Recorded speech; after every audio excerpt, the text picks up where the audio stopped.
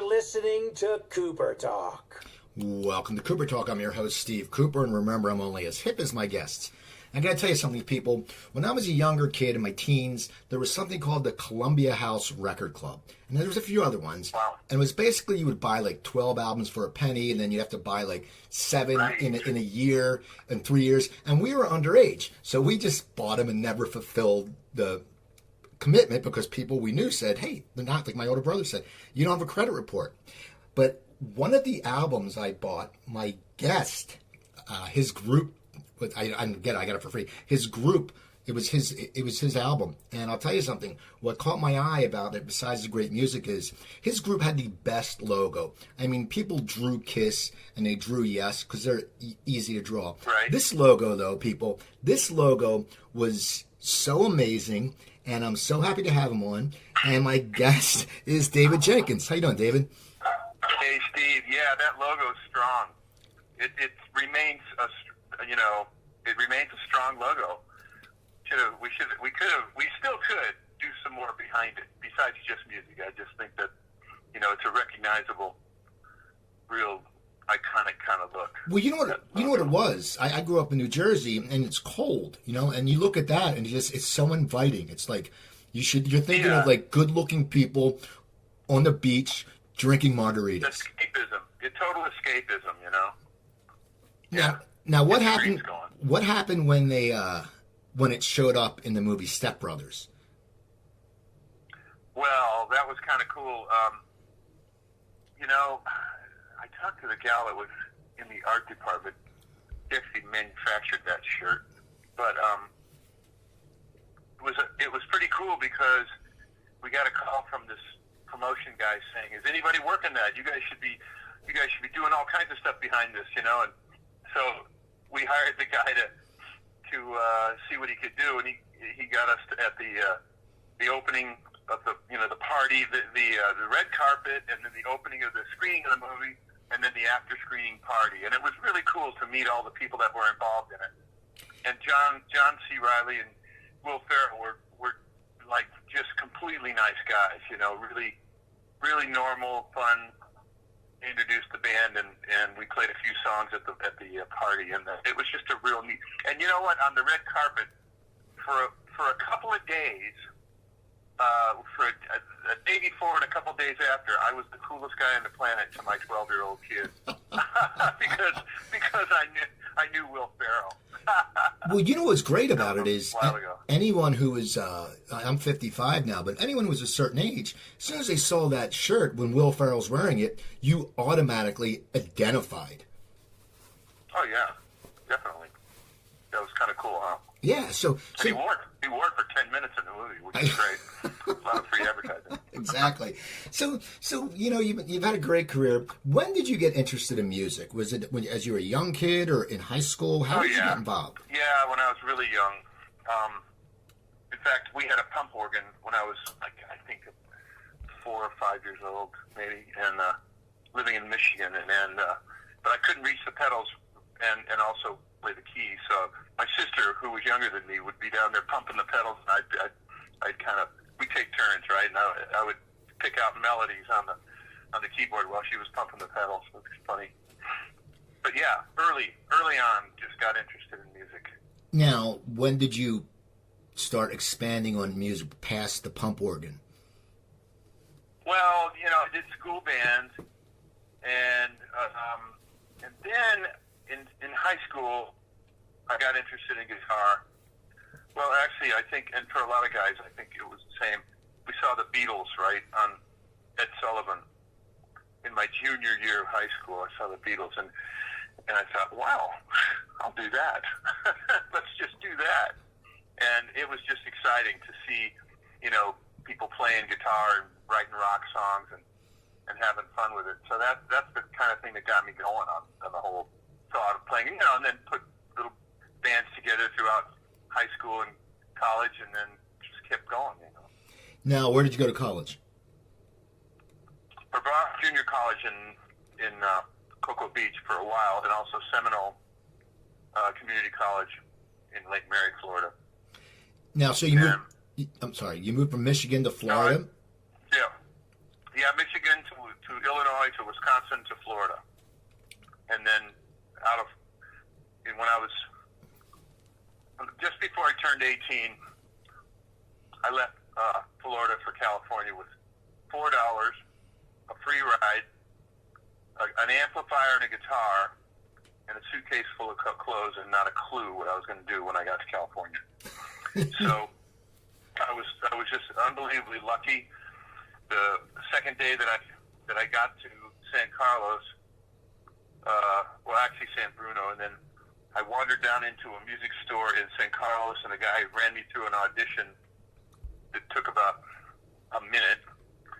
And I'd been playing guitar for a year, and he asked me to play a few things. And he asked me if I could teach. I said, sure, I could teach. I was 17 years old. And he said, fine, you can start tomorrow, move in with Mickey. Well, that guy's name was Leonard Hart, and his son was Mickey Hart from the Grateful Dead. Although this was before Mickey joined the Grateful Dead. So Mickey and I had a one-bedroom apartment in San Carlos, and he taught drums and I taught guitar, and I suddenly had a job the second day I was in California. Just amazing. So I mean, that's the thing. It's a stroke of luck, but there was something that was looking down on you. What? Totally. I mean, it's one of those, you hear these stories all the time. Just someone goes, "Oh, I was just walking down the street and I bumped into somebody," and next thing you know, things take off. So you're teaching guitar now. When do you decide to form a band? Well, I worked in that music store for a while. I met different musicians in the peninsula area. That's San Carlos south to San Mateo and down into San Jose. But one of the bands that I got to know that used to come in the store all the time was a band called Moby Grape. I don't know if you remember that, but they were a great San Francisco band back in the psychedelic era. And but then I quit working at that store and went to work in Palo Alto at a store down there, and that's where I met my bandmates in the Pablo Cruise band. It was working in Palo Alto, and that was in '72, I think, maybe '71. And then we started playing together, but then in different configurations, and then we put our band together in '73.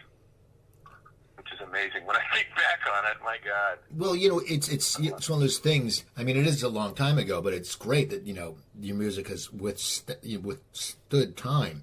But now, when you joined the band, when you guys got the band together, in what direction did you guys want to go? Did you want to get gigs and play covers first, or were you writing original music first? How did you develop?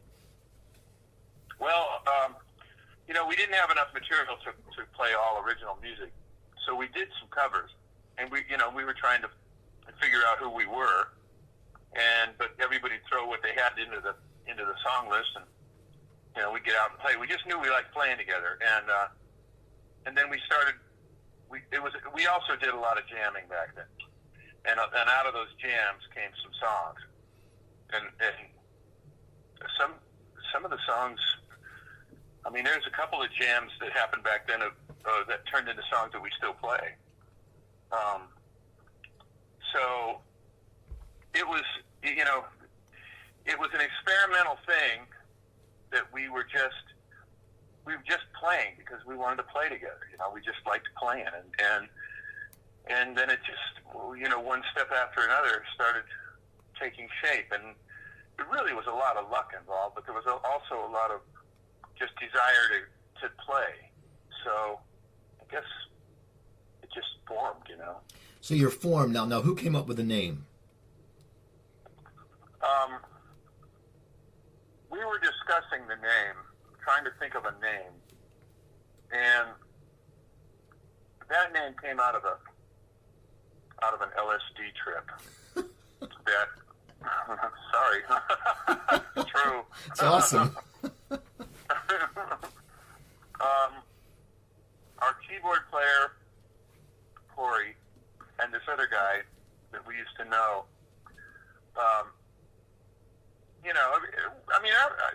we used to take acid back in the old days, because when we were pretty young, and used to like hide that from the press. We didn't want people knowing that. But I mean, by now, who cares, right? Right. And so when it came time to name the band, those guys, when they were tripping that day, they made up names for each other, and one of the names was Pablo Cruise. And so when we were discussing band names, Corey threw that out. He said, "What about Pablo Cruise? We call it that." And you know, we said, "Sure, fine, let's call it that," because you got to make the name. You can call it, you know, stale bread spasms. You still got to make the name. You know what I mean? With the music you put out and the energy you put into it. So, I mean, you know, we followed it up with some pretty cool songs, and here we are. You know, we're still at it. Now, when did the logo come into play? Who designed that? I don't know if you remember a guy named Commander Cody and his Lost Planet Airmen. Did you ever hear of that band? Yeah, yes. George Frayne. Well, his brother Chris, both of those guys, Chris and George himself, they're both really good artists, and they do a lot of graphic arts and stuff, and airplanes and this and that. But Chris, George's brother, Commander Cody's brother, was in the area. We said, "Hey, can you come up with a logo for us?" And he came up with that logo. And man, it was like, here we are. This is it. And we paid him, and we're still using it. It's a great logo. It is an amazing logo. I mean, as I said, you know, it's one of those things you just remember it, and you know, it displays what your music is. As you said, you know, I mean, you know, I think of your album Worlds Away. You know, that logo makes you feel like you're worlds away. Yeah, right. You know, it's funny. There was a company in France. I don't know if they were in Paris or someplace, a clothing company, and they stole that logo from us. And they used the same lettering, the same palm tree, all the same. They just took the letter I out, and they called their clothing company Pablo Cruise. So what'd you do? I don't know if. Well, you know, we didn't do anything. We should have. You know, I think we may have written them a cease and desist letter, but it was definitely infringement of copyright. I think they ended. I don't think it's still. That was a long time ago. I haven't seen that any business around that for a long time. Now, how did you guys get your first record deal? Well, the first thing we did was, you know, we were playing gigs all over San Francisco Bay Area, and then we were doing a showcase gig in San Francisco at a place called the Great American Music Hall. And a lawyer friend of ours brought a guy that was basically a stock trader, but he wanted to somehow get involved in the music business because he loved music. So he brought this guy to the gig, and after the gig they came back, you know, and said hi, and this guy said, you know, if you ever need anything, give me a call. I'd like to get involved with you guys. Well, we called him the following Monday and said, yeah, let's get together. And he ended up being our manager for the whole time. And he went on to be Huey Lewis's manager too. And he's still a good friend of ours, you know. But so he's the one that, you know, started pounding the pavement to find a record deal for us. And we went to A&M, and that's where we signed and got it going with those guys. Now, and it was a really exciting time, Steve. It was amazing to go down to the A&M lot. You'd see famous people on the lot, you know, and it was the old Charlie Chaplin studio and movie studio, and there was so much history down there. But it was just amazing to go into the recording business as pretty young guys, put our best work forward and see what happened, you know. And man, we got lucky, you know. We really, really did. Now, what was it like? You know, you said it was a great time. What was it like when you guys first went into the studio to record your first album? Were you scared? Were you excited? Was it a mixture of both? Because it's probably a big taking on from a guys who are playing in San Francisco around bars, and all of a sudden you're at A&M. Right, and it was kind of a little bit nerve-wracking, but at the same time we were pretty rehearsed, and we knew we wanted it. Well, not completely rehearsed, but we knew we had something, and we had a producer that was a staff producer at A&M, and it was his job to pull out of us what he could. And we didn't have any hits on the first record. We had a long piece, an 11-minute piece that was unheard of. That much of an indulgent song with all this instrumental music called Ocean Breeze, and it was just an unheard of thing to have a piece that long. But radio DJs loved it because it was long enough for them to, put it on, and they had 11 minutes to go outside or, hit the head or go smoke a joint or whatever they did, and they got FM radio really did like that song, so we got a lot of press on that, and then there weren't any singles on that first record, but that one piece called Ocean Breeze definitely got some attention.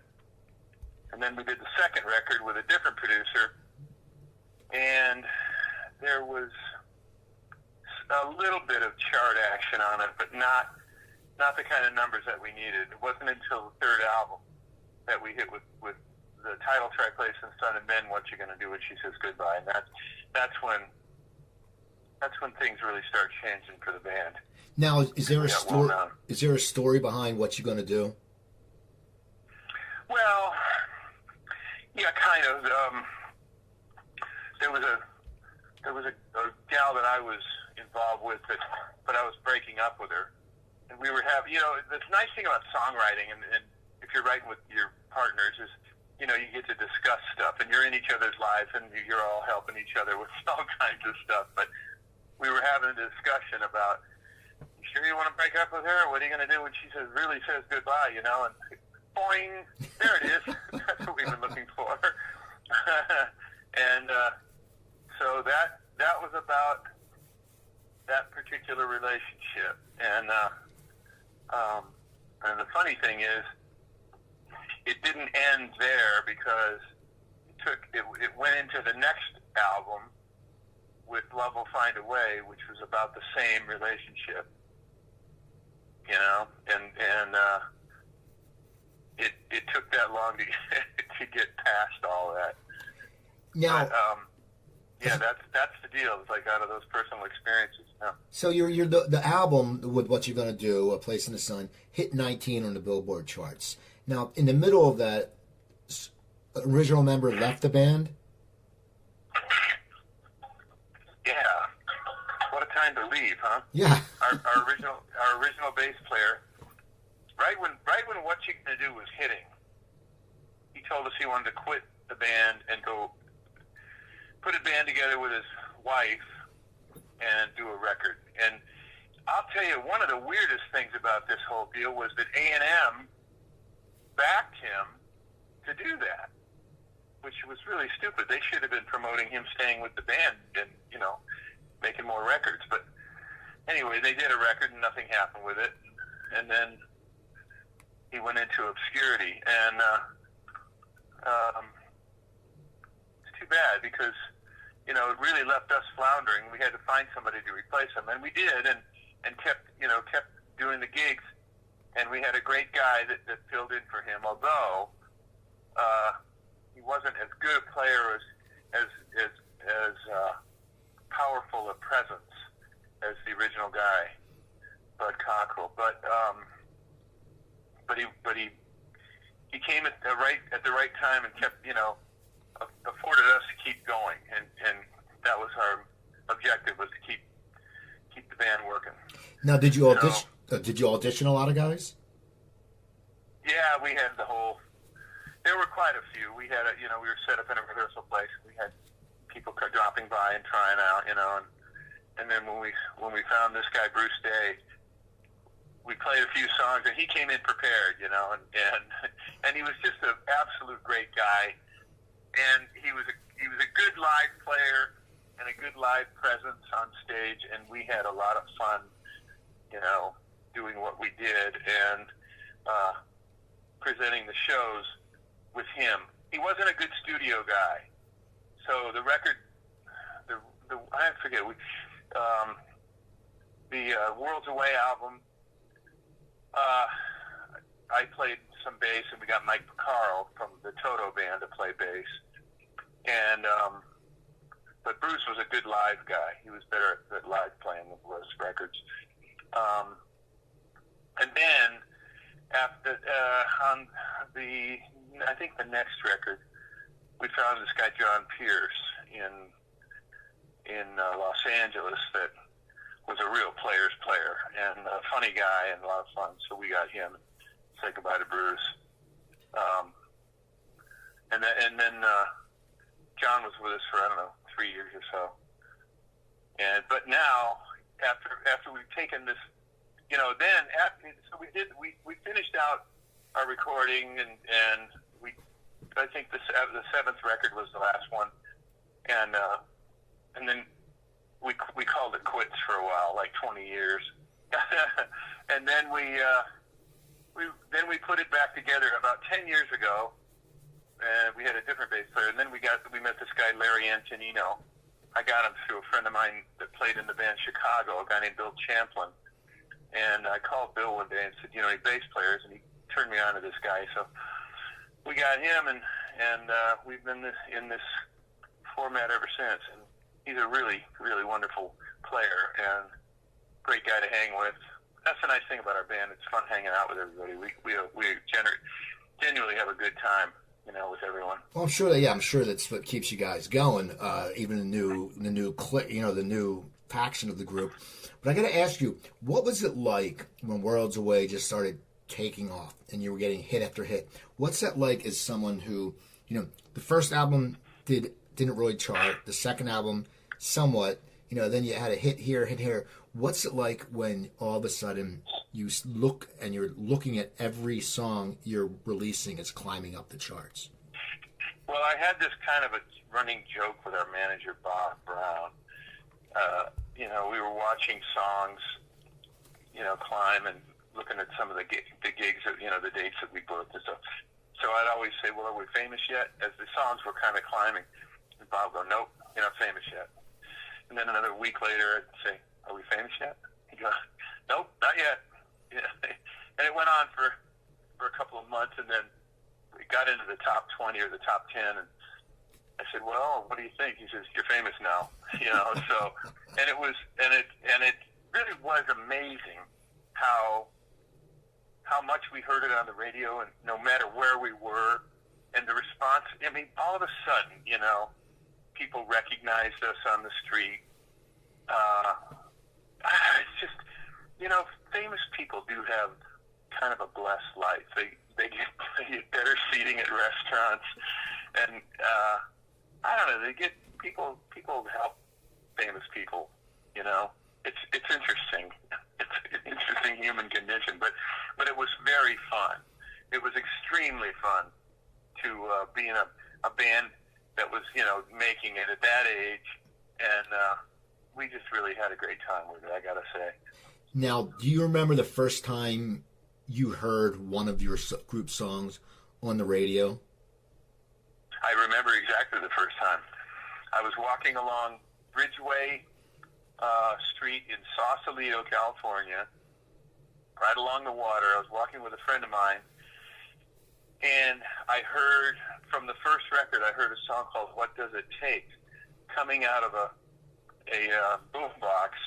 This guy was fishing down by the water, and he had his boombox there, and it was, I said, wait a minute, what am I hearing? What? And I turned and I looked, and there was that little boombox sitting there on the rocks.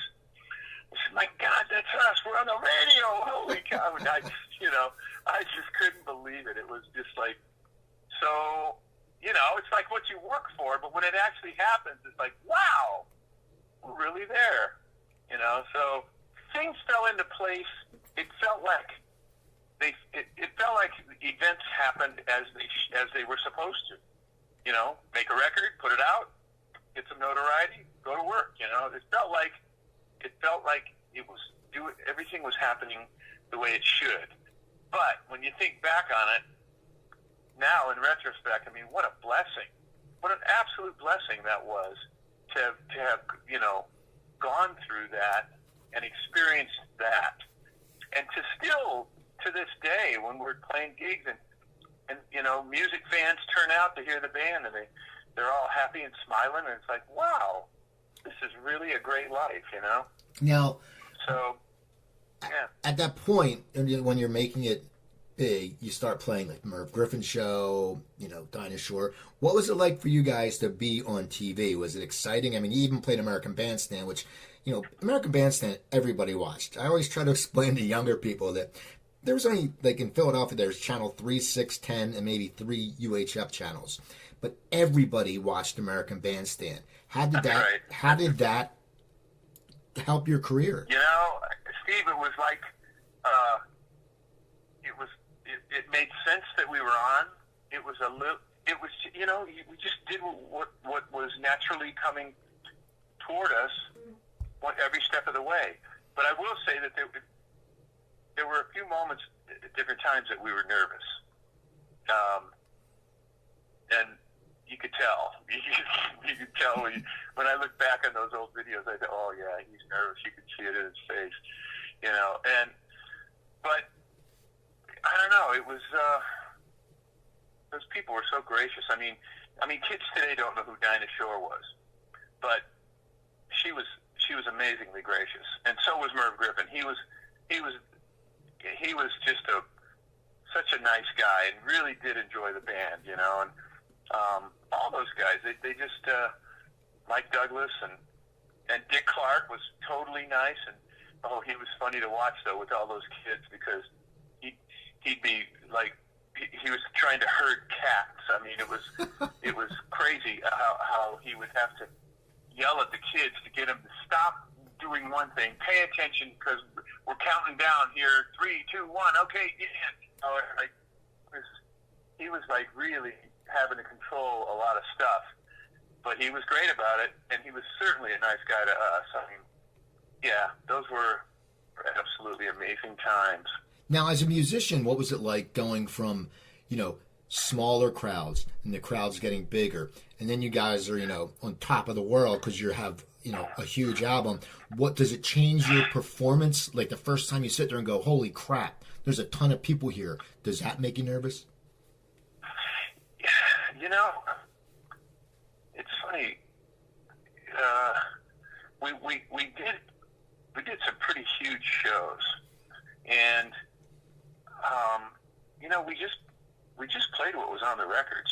We just played what we were supposed to play, and you're always battling sound. You're always trying to get your sound figured out on stage, so that you can actually hear and play together, and feel the grooves and not be sidetracked by the size of the venue or anything. So, and it's the same today. I mean, we go from clubs to performing arts centers to even big outdoor shows still, and it's always the same battle about sound on stage. And once we get that dialed in, then we play our songs and have a good time. So, yeah. Now, how did you end up playing? I know I read that you played the Sahara Tahoe in South Lake, and you like broke Elvis Presley's record attendance. How did you end up in a casino showroom? I think that might have come about through our management, through the guy I mentioned before, Bob Brown. It just seemed like a natural step for us at that juncture in the band's history. We were playing all kinds of gigs, but they asked us if we wanted to play there, and the money was really good at the time. It was pretty crazy money for us. They put us up at a beautiful house. Oh, this is a great story. They put us up.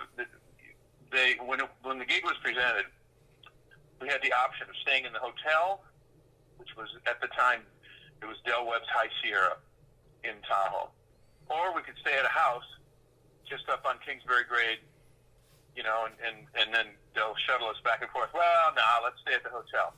So and it was the engagement was 2 weekends. So Thursday, Friday, Saturday, and Sunday. Then you'd have Monday, Tuesday, Wednesday off, and then back on for a show Thursday, then 2 shows Friday, Saturday, and 2 shows Sunday. So we did the show, the weekend show, and on the first weekend, and at one point I said, I want to go over and check the house. I want to see what that house is all about that you know, they were talking about. Well, I went up to this place. It was a mansion owned by Liberace, and the crew was staying in it because none of the band guys wanted to stay there. And I walked in there, and they had a valet to handle any laundry stuff and keep the place clean. They had a chef came in to cook 2 meals a day that were just incredible meals. And I saw this setup, and I said, "All right, you guys, you're out of here as of tonight." Those guys, man, that was the best kept secret in rock and roll. When they got in that place, when the crew got in there, they said, "All right, everybody, keep quiet about this. Downplay this house completely." But when I went over there, it was like, "Oh, all right, go back to the hotel, boys. We got the house from now on." It was classic. Oh my God. Now did you play Tahoe again? Oh yeah, we still play Tahoe now and then. But did you stay at the house after that first time? Yeah, that gig repeated itself a couple of years, maybe 3 years. Everybody, you know, all the entertainers stayed there, but that was just a great moment. Whenever I run into any of those crew guys, we always have a laugh about that. But that's long gone. I think that place got sold, and that hotel changed hands and felt different now. But we still play Tahoe. We played Caesars or some other place. Now, you also played the Grand Ole Opry, and I believe you're the first rock band to play that. How did that come about, and what was that like? I have no idea how that came about, but it's funny because now that I live in Nashville part-time, and it's a funny thing that our band was the first rock band to ever play the Grand Ole Opry. It was the new Grand Ole Opry. It wasn't the old, you know, Opry, but and what a room. What an incredibly beautiful, perfect room to play in. But I don't know how that came about, but I was certainly happy to stand on that. There's a little circle on that stage from the old original Grand Ole Opry that they brought the wood from that old stage and made a circle on the big new stage, and I stood there just reveling in you know, all of the people over the, you know, decades that have stood on that very place, you know, because I'm a real fan of country music, and this is where, you know, the home of it is. Now, was it intimidating being you were the first rock band? Because I know it's changed. I know a lot of rock musicians have moved to Nashville. I mean, everyone's moving there. I mean, it's just, right. It's Music City, but people know you live in L.A., and I lived in L.A. for years. You can't make a living in L.A. You're not getting songwriting deals in L.A. But back then, it was so country-oriented. To be the first right. rock band, did you feel pressure thinking some people probably being skeptical? I mean, you see it now with people who don't like new country. Not really, Steve. It wasn't like I felt that kind of pressure. As I remember, because it is quite a while ago, it just felt like a very special gig. You know, let's go do our best, and I didn't really put it together like why we were doing that, but it was a pretty neat thing. I got more nervous playing here a few months ago when I played at a local club here with Pablo Cruise, because you know, there's some players in this town that are just absolutely incredible, and you know, whenever I run into them, they always go, "Oh yeah, I love your band," you know, but to come back here and play here, but we did well and people loved it. We had a great night. But it's a little nerve-wracking playing here because the players are so absolutely incredible. But like on Monday night, this coming week, I'm going to sit in with Vince Gill's band, the Time Jumpers. It's not actually his band, but he plays in it. And I sat in with him one other time, and it went surprisingly well. These guys played a song that I wrote that they learned in a nanosecond backstage before the next set, and it was great, and the crowd loved it, and we all had a good time with it. So they've always, whenever I run into any of them, they say, "You should come back. Let's do that song again." So I'm going to go back Monday night and do it. Now, how did you end up in Nashville? I fell in love with a girl from here, and in fact, a really talented singer, songwriter, player, producer gal that she's had more success in Europe than here, but she's had success here. Her name's Jamie Kyle, spelled Jaime, Jamie Kyle, Kyle. And she wrote some hits for others that people here would know. Like she wrote a song that Hart recorded called "Stranded," and then she had another one that Faith Hill recorded called "Wild One" and "Bed of Roses," two different songs that Faith Hill recorded. And she's had songs by Air Supply and Michael English, a few others. And she's working on her record now that's going to be a really great record. So anyway, I fell in love with this gal, and she's from here, so I just kept coming back here to see her, and we finally ended up moving into a house here but we're here half the time and in California half the time. Now, why did you guys break up back in '85? You know what? We were just kind of floundering. We weren't getting anywhere. Corey and I weren't communicating as writers. We just kind of ran our course, and it got where it wasn't fun. And so we just let it go. And I took off in different directions, and I joined a country rock band called Southern Pacific that was actually out of Nashville. It got signed. I think it got signed out of Warner Brothers Nashville, but it was a very good band with two guys from the Doobie Brothers and the bass player from Creedence Clearwater and a keyboard player from Crystal Gale's band. And they were already formed. They'd already had some success, and then I joined them, and we had a couple number one singles off of one record and number 9 off the same record. I don't know. We did pretty good with that. Now, how did you played with a lot of the what? No, how did you find them? How did you find those guys? Like, how did you meet them? Because I'm guessing I knew John and Keith from the old touring days with Pablo and Doobie Brothers, but our manager said there's a band, McPhee's in, country band, looking for a singer. And they're having auditions. You ought to go down and try.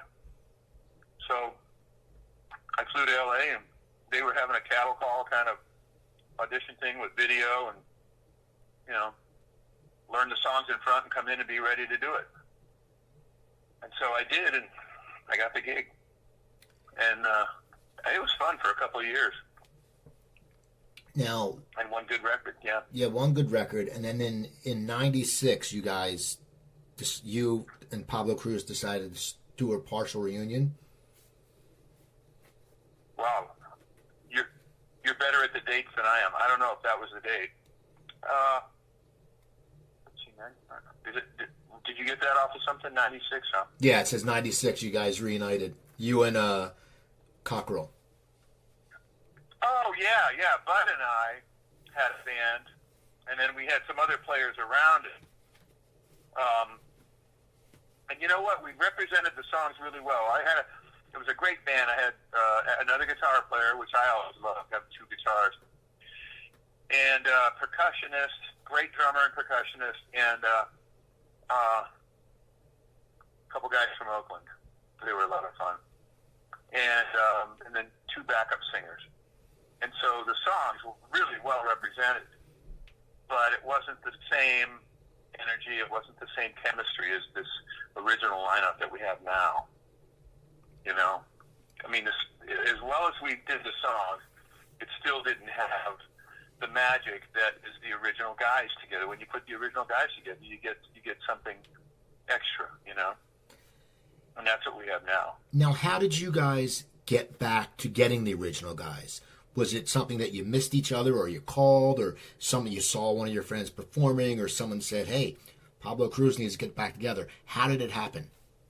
Well, the funny thing is, our drummer, Steve Price, was getting married, and this is 10 years ago, at least, maybe 11, and he was telling his wife about the band, about, you know, what it was like, and, you know, who he was, you know, as a drummer, you know, the big time that we had and stuff.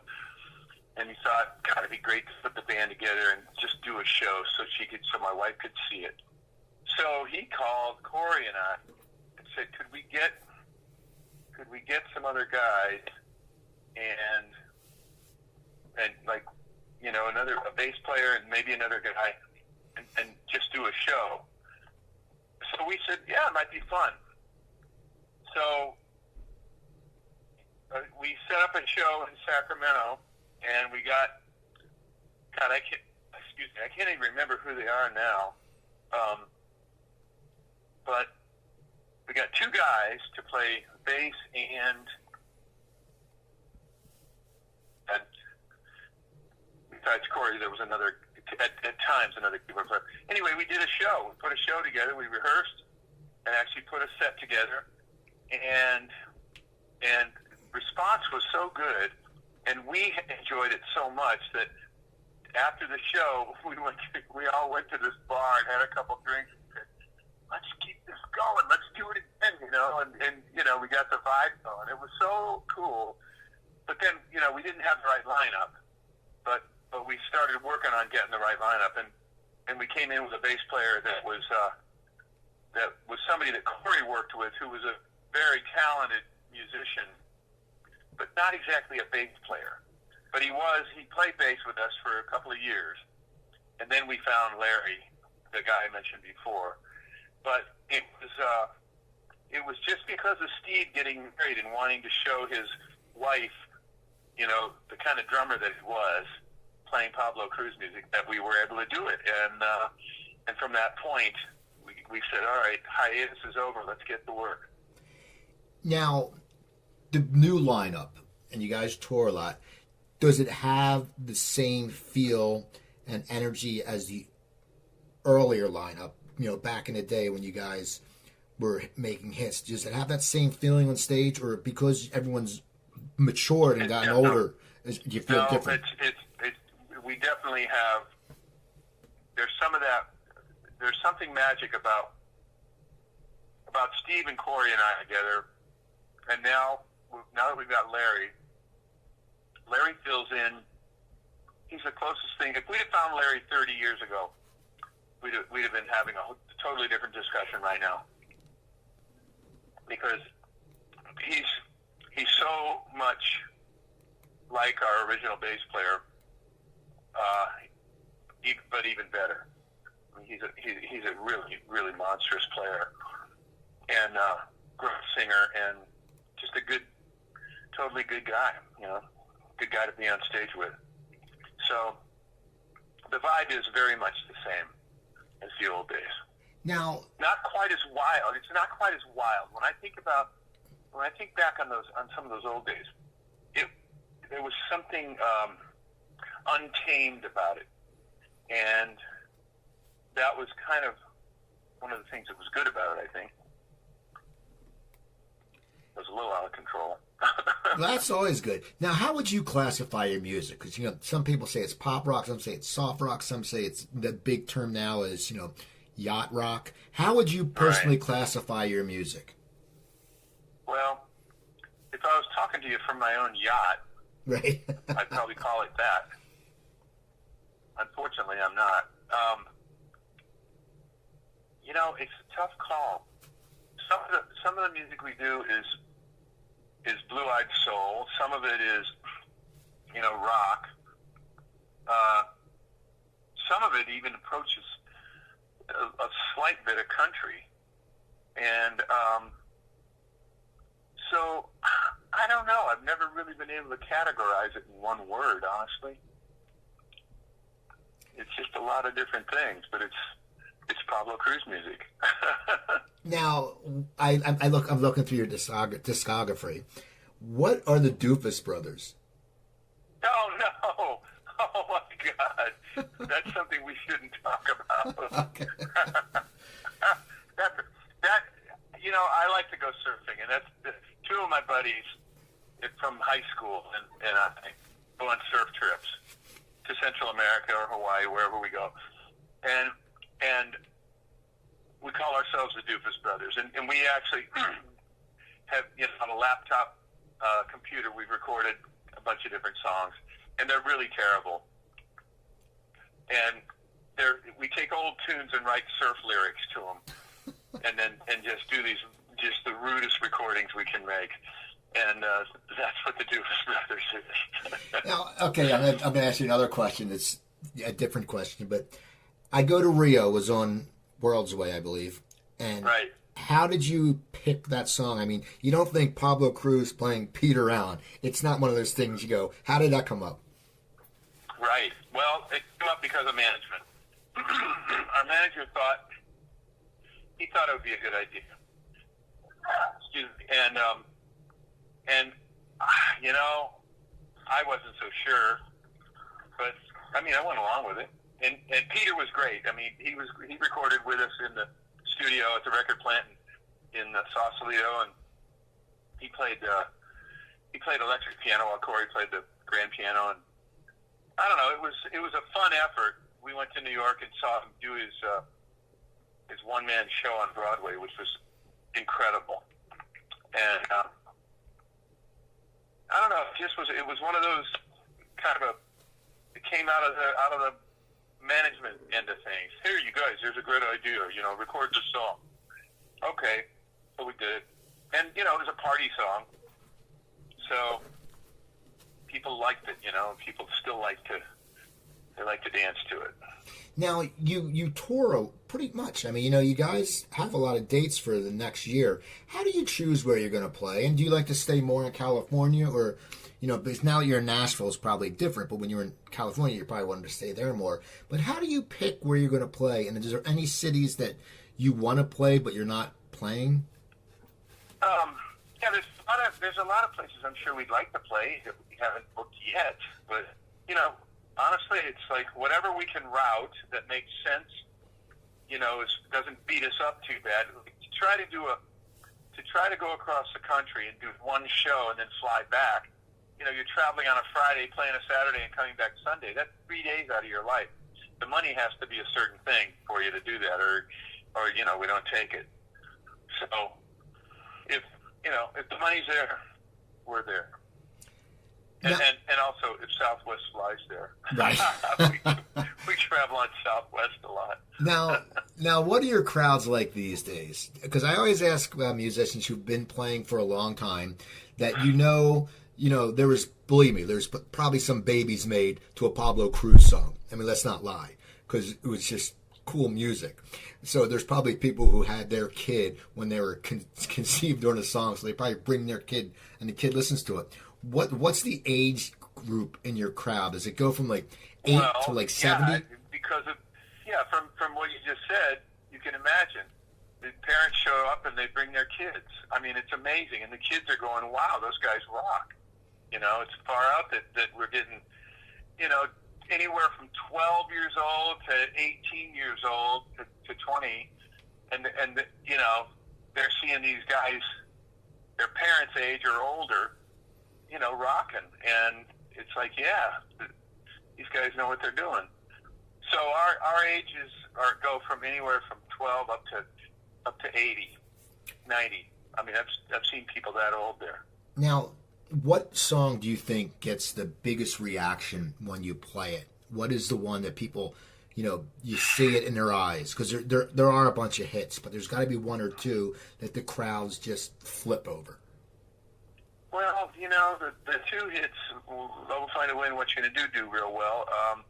But even before that, the instrumental 0 to 60 is I think that was on the Lifeline album.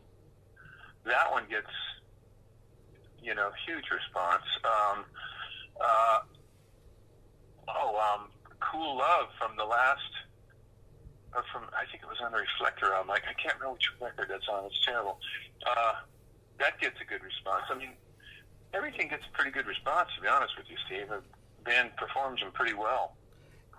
Now, what do you encore with? Well, if we don't play it in the set, we'll go off after Love Will Find a Way and come back with What You Gonna Do. And sometimes we put Ocean Breeze in there at the end, depending on what kind of audience we're playing for, what kind of venue. And we've got I Want You Tonight, which is another song. Sometimes we'll stick that in the end for one more song, Now, a question, because you've been doing it for a long time. Do you feel like you've matured as a performer? I mean, do you feel, you're wiser on stage now? And do you sing any of the songs differently because you've grown older? We are definitely more seasoned performers.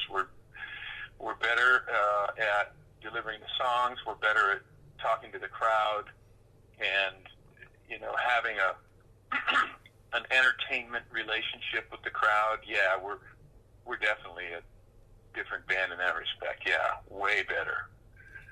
We're at this age of the game. We're entertaining. And that's what you got to do. You got to entertain. Now, do you still write? Oh yeah, sure. Now, can we expect a new album from you guys? God, man, that's hard to say. There's a lot of great bands putting out albums these days, and nobody gives a care. So I don't know. It'd be fun. I'd love to do it, but it's too early for me to say that we'd do another record. I'd be easier saying I'll do a solo record before I do a Pablo record. Now, do you play any solo shows in Nashville? I do some singer-songwriter stuff here in town, and with my wife, we have a thing we do that's pretty good. We present each other's songs, and it goes over really well. Yeah.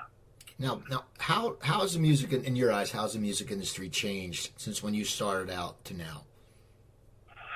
Well, it's not as exciting. I mean, I'm sure it is for the handful of Jonas Brothers or Miley Cyrus's or whoever else is in the public eye right now, Taylor Swift and that sort of thing. But it is a different world in that, in the old days, you make a record, you put it out, you get help from the record company to push the thing, and you go out and tour on it, and you sell records out of the stores. That's an old dinosaur model that doesn't exist anymore. And now it's all about online presence. You record your songs, you put it online, and you don't make any money from it. You go out and do the circus life and make money on your shows. But I don't know, man. It's a different world for musicians to try to get over. I'm sure. I said I'm sure. Before we go, I want to ask you this: your merch. Does your merch really sell good at the shows now? I mean, it always sold. And do people still appreciate how cool the logo is? Yeah. People like getting those shirts and hats and cups and whatever. Yeah, the logo is great, and it sells nicely. We don't always have merch with it, which is something that we're working on changing because we want to be able to sell, shirts and stuff. But yeah, it's a cool logo. In fact, if you wear a Pablo shirt down the street, somebody's going to say, I remember that band. They were great. You're going to hear, you're going to get the comment. It just happens. Well, I should wear one myself. I haven't had a Pablo Cruise T-shirt on in years. I'm I think I'm going to get one. You have to. If you go to your web, just promote myself. yeah. If you go to your website, there's shirts. And people go to the website. It's pablocruise.com. It's a great website. There's some really cool photographs, the history of the band. But that would be the best. I would tell you that would go viral. Everyone would be like, oh my god, look, he's wearing a Pablo Cruise shirt. Yeah, we're all wearing the same shirt. That'd be good. Anyway, oh man, I want to thank you so much for taking the time to speak with me today. Thank you, Steve. My pleasure. You're a great band. As I said, I remember getting Worlds Away, and I think my brother may have had earlier ones. And so yeah, people. So go to pablocruise.com. If they're in your town, please go see them. Also go to my website, coopertalk.net. You can find over 745 episodes there. Email me, Cooper at coopertalk.net. Follow me on Twitter at coopertalk. And if you want to listen to my show, go to iTunes, Stitcher, or Spotify. So I'm Steve Cooper. I'm only as hip as my guests. Don't forget, drink your water, eat your vegetables, take your vitamins, and I'll talk to you next time.